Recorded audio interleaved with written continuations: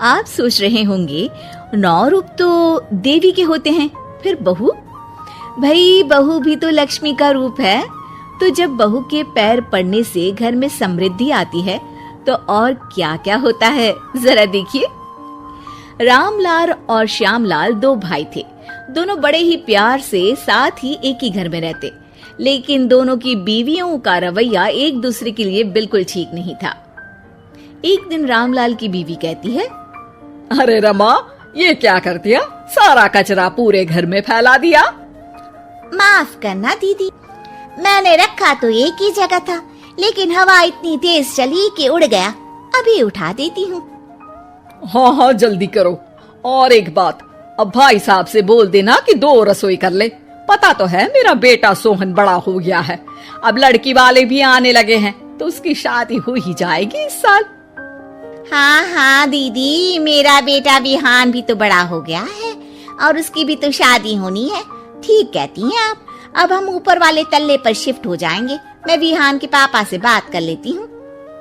बात नहीं करना, शिफ्ट होना है, क्योंकि मैं अब साथ नहीं रह सकती।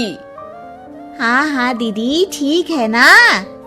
फिर क्या, हो जाते हैं एक घर के एक परिवार के 2 टुकड़े और 2 रसोई, दोनों के बेटों की शादी। और फिर शुरू होती है कहानी। अरे मेरी बहू तो ढेर सारा दहेज लाई है। ये देखो, बड़ा टीवी, एसी, कार और गहने भी। दीदी ये तो बहुत अच्छा है, लेकिन है कहाँ आपकी बहू? अब वो सो रही है, थोड़ी रिजर्व टाइप की है ना, अपने ही कमरे में रहती है और ज्यादा बात भी नहीं करती। तभी रमा की बहू की आवाज आती है, माँ कहाँ है आप? जल्दी आइए, नाश्ता ठंडा हो रहा है और मुझे भी भूख लग रही है। आ रही हूँ बेटा, रुक। दीदी चलूं क्या? ये लड़की मेरे साथ ही बैठकर खाती है, वैसे भी भूख लगाई है। ये बोलकर वो चली जाती है। तभी श्यामा की बहू बाहर आती है और बाहर की ओर जाने लगती है। अरे बहू, कहीं जा रही हो क्या? क्या है माँ जी, बिना बात के ठोका मत करो। जा रही हूँ मैं। वैसे भी मेरे पापा ने कार घर में रखने को तो नहीं दी है ना।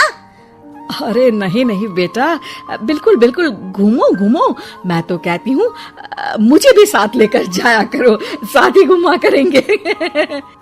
अरे नहीं नहीं, मैं आपके साथ बिल्कुल भी कंफर्टेबल नहीं हूँ। वैसे भी मैं शॉपिंग में जा रही हूँ, कहाँ आपको टांगती फिरूंगी। ये बोलकर श्यामा की बहू निकल जाती है। तभी उसके कान में ऊपर वाले तल्ले से हंसने की आवाज आती है। और ये कौन इतनी जोर जोर से हंस रहा है? ऊपर जाती है, जहाँ वो देखती है कि रमा और उसकी बहू साथ बैठकर बातें कर रही होती हैं। फिर तो मम्मी जी इतना मजा आया कि मैं क्या बताऊं। हाँ हाँ बहू, सुनने में ही हंसी नहीं रुक रही। तू तो वहाँ मौजूद थी। तभी दोनों की नजर श्यामा पर पड़ती है। अरे ताई जी आइए ना, आइए। वो उनके पैर छूती है और फिर चाय बनाकर लाती है।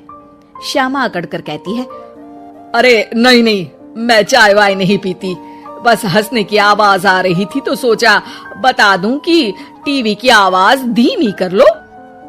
अरे टीवी, वो देखो दीदी, धूल खा रहा है, वक्त ही नहीं मिलता देखने का। बहू के साथ वक्त कैसे बीत जाता है, इसकी बातें और किस्से कहानी किसी सीरियल से कम नहीं होते। श्यामा को खुशहाल रमा को देखकर जलन होती है। हाँ हाँ, मैं तो तंग आ जाती हूँ इतनी सारी बातें करके, मुझे तो सुकून पसंद है। ये कहकर श्यामा चली जाती है।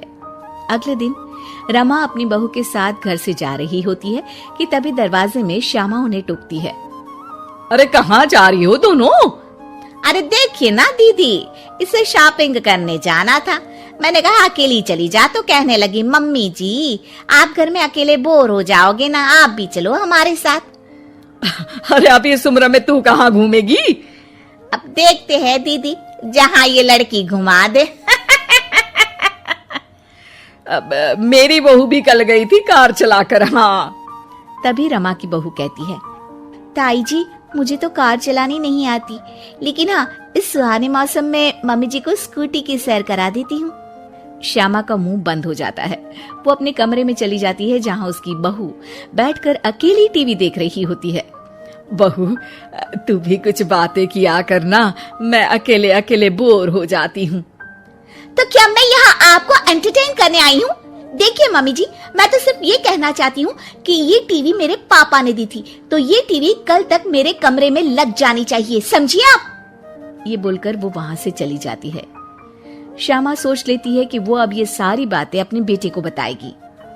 शाम को उसका बेटा जब घर आता है, अरे देख बेटा, तेरी बीवी सारा दिन अपने कमरे में रहती है, न बात करती है न चित।